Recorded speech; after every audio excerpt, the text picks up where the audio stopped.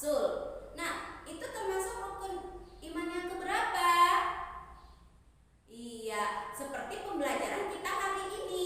Aku cinta Nabi dan Rasul.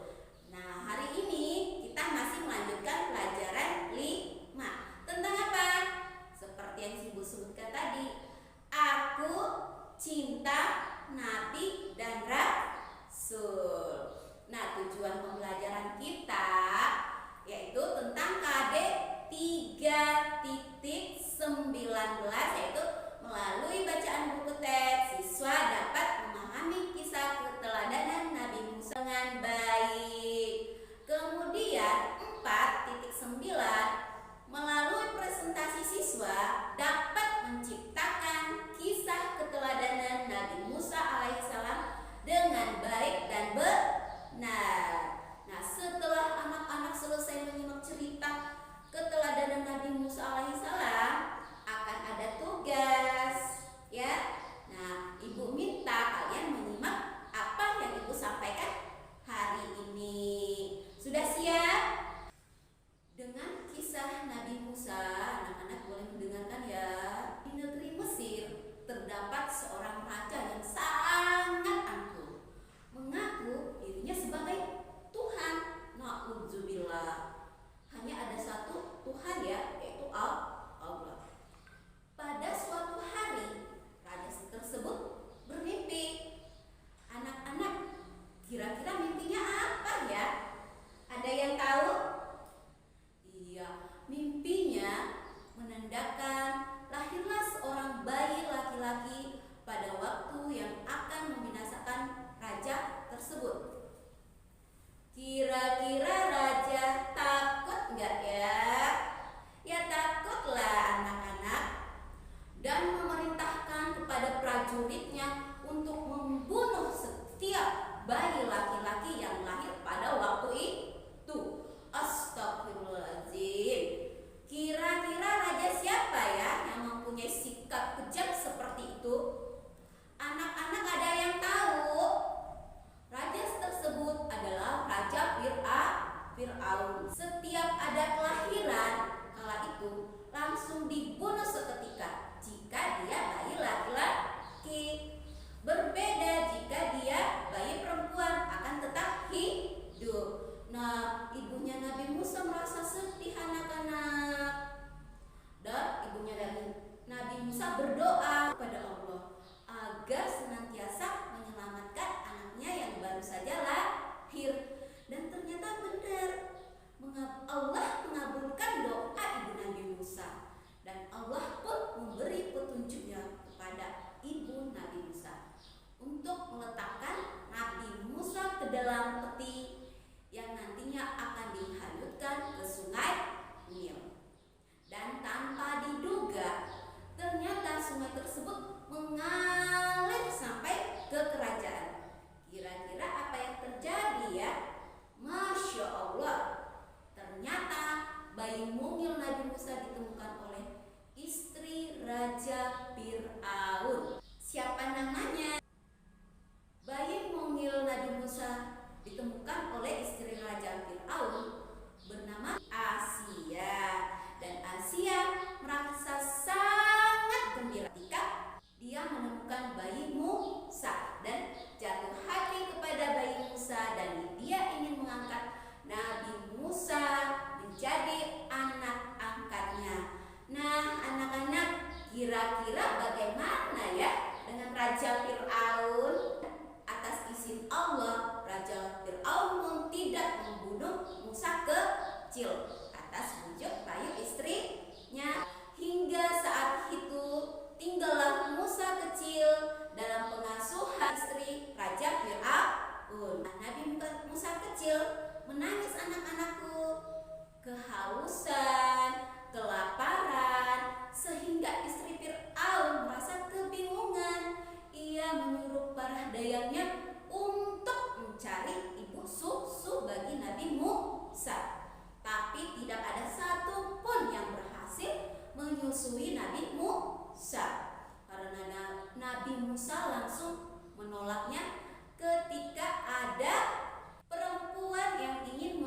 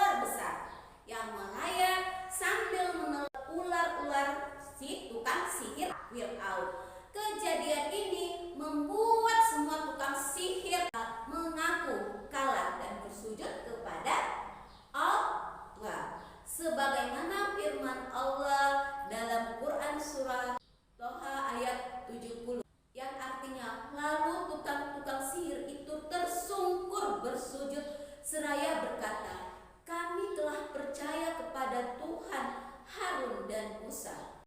Karena melihat tukang sihir tersebut telah beriman kepada Nabi Musa alaihissalam, demikian juga istrinya Asia, maka Fir'aun bertambah marah dan ganas bersama bala tentaranya. Dia menyiksa orang-orang yang beriman termasuk istrinya sampai mati. Melihat yang demikian, Nabi Musa alaihissalam dan orang-orang yang beriman mundur dan melarikan diri ke dari kota Mesir. Fir'aun dan tentaranya mengejar Nabi Musa dan pengikutnya sampai ke dekat Laut Merah. Nabi Musa dan pengikutnya kebingungan anak-anak. Pada saat itu turunlah wahyu dari Allah Subhanahu wa taala yang memerintahkan agar Musa alaihissalam memukulkan tongkat ke permukaan Laut Merah. Tiba-tiba saja apa ya? Laut Merah membelah menjadi dua bagian dan yang panjang telah terbentang di hadapan mereka. Nabi Musa alaihissalam dan pengikutnya terus berlari mengikuti jalan panjang yang telah terbentang menuju ke seberang. Di kejauhan terlihat Fir'aun dan bala tentaranya terus saja mengejar Nabi Musa. Akhirnya Nabi Musa alaihissalam sampai di seberang dengan selamat, sementara Fir'aun dan tentaranya masih berada di pertengahan jalan. Di saat itulah Allah Subhanahu wa taala mengembalikan Laut Merah seperti semula. Fir'aun dan tentaranya pun ditelan oleh air laut. Nah, demikianlah pembalasan dari Allah Subhanahu wa taala terhadap orang-orang yang durhaka. Nah, itulah cerita kisah keteladanan Nabi Musa yang dapat Ibu sampaikan. Wah, peran kalian semua bagus-bagus ya. Dengan bermain peran, apakah kalian sudah memahami dari keteladanan Nabi Musa alaihissalam? Iya, anak-anak Ibu hebat semua. Nah, ada yang dapat memberi kesimpulan pada pelajaran kita hari ini? Ya, kesimpulannya adalah kita mengikuti keberanian dan kesabaran dari Nabi Musa alaihi salam. Nah, anak-anak, sebelum pelajaran kita akhiri, mari bersama-sama kita berdoa. Ayo, Abdan, pimpin doanya.